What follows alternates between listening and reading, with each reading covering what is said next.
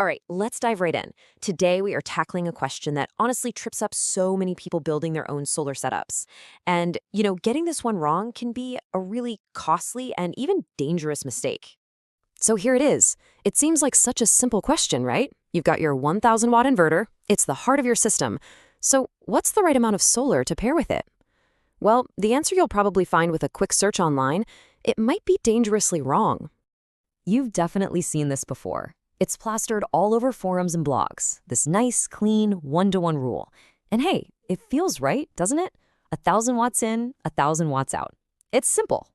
But in the real world of solar engineering, simple rules of thumb like this can lead to some massive problems.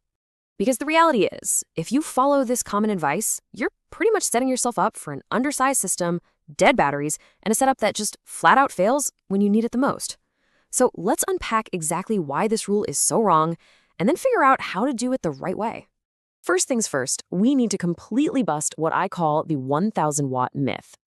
This is that core idea that you should just match your panel wattage directly to your inverter wattage. So why does it fail? Well, this one-to-one rule completely ignores the actual physics of how a solar system works. It overlooks the huge DC current your inverter draws, all the energy that gets lost to heat and conversion. It forgets that you actually need power to charge your batteries, and it fundamentally misunderstands that solar panels just don't produce their full power all day long.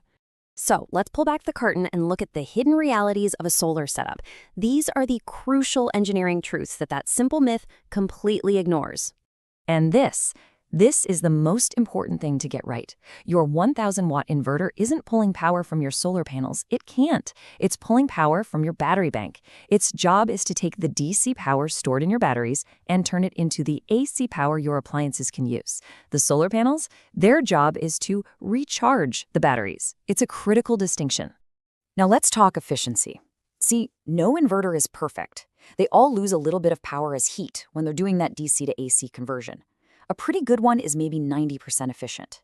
What that means is, to get 1000 watts out to power, say your coffee maker, the inverter has to pull about 1111 watts from your battery. So right off the bat, you're starting at a deficit. And here's the part that catches everyone off guard. That 1111 watts of DC power, when you pull that from a standard 12-volt battery, that translates to a whopping 92 amps of current. That is an enormous, almost shocking amount of electricity. And if your system isn't built to handle it, things can go sideways, fast.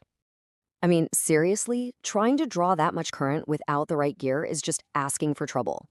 We're talking about your cables getting hot enough to literally melt and start a fire. We're talking about your voltage dropping so low that your inverter just shuts down.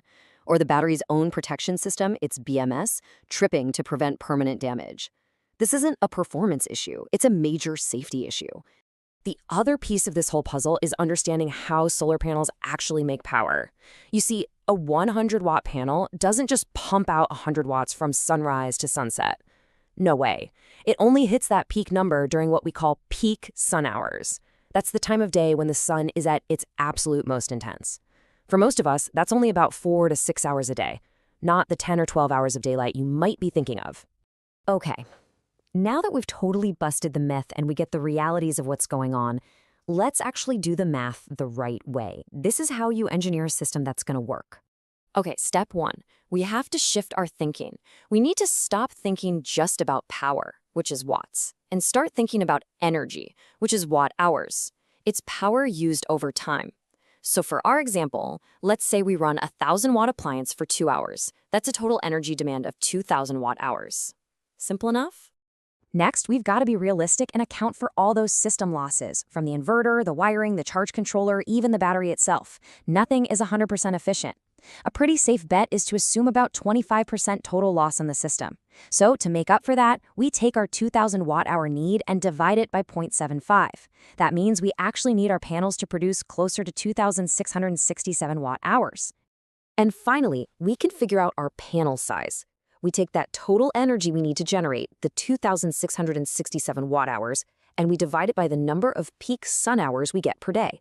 Let's say we're in a decent spot and we get 5 peak sun hours. Well, that calculation tells us we need a solar array that's rated for at least 533 watts. Now, in the real world, you can't just go buy a 533-watt panel. You always round up to the next available size. and it's smart to add a little extra buffer. So for this specific job, a 600-watt solar array is the correct, properly engineered answer. Just look at how different that is from the 1000-watt gas we started with.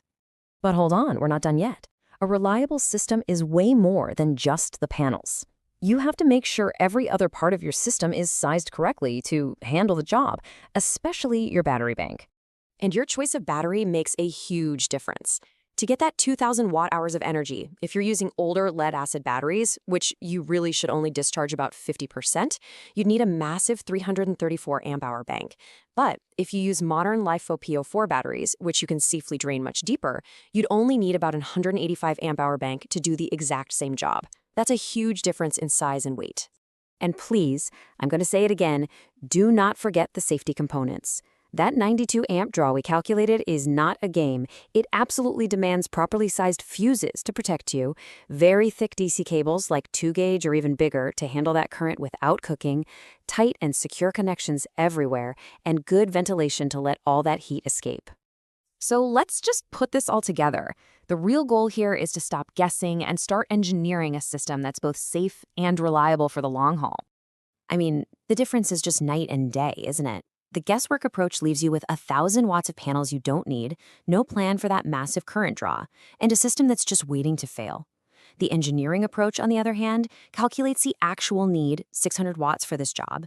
It accounts for the 92 amps of current, and it results in a system that is fundamentally safe and built to actually work. And that really leaves us with a final question for you to think about. Take a good, hard look at your own setup or the one you're planning to build. Is it based on a simple guess you found online, or is it truly engineered for the realities of power, energy, and most importantly, safety? Because that difference, well, it could be everything.